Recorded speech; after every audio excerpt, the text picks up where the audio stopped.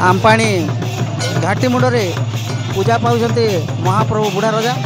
यह एक ऐतिहासिक दशहरा पर्व तांकर। आज जो महाप्रभुंकर वार्षिक दशहरा उत्सव पालन होछि, हुलाहुली शंख घंट घुमुरा बाजा नागरा रे दुलुकी पड़ुछि महाप्रभु बुढ़ा राजा पीठ।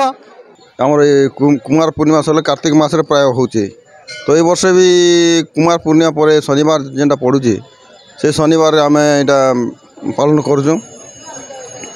तार आम से शनिवार दिन आगर दिन शुक्रवार दिन आमर लाठी पूजा है। तार सकाले बुढ़ाजा पूजा सकाले 8टार 9टार आरंभ होचे। तो वार्षिक दशहरा पालन कर बुढ़ा राजा तो पाश देवादेवी काଣା काଣା पूजा कर बुढ़ा राजा पाखे 484 बोलिक देवादेवी अच्छे।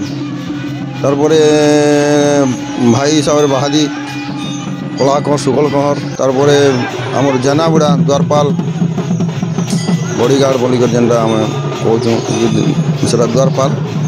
तार आम भौणी अच्छा ठाकुराणी माँ भंडार से गोटे अच्छा गौरवराई चहरिया और भीमा भीमसेन जेनटा मन सब अच्छा सब।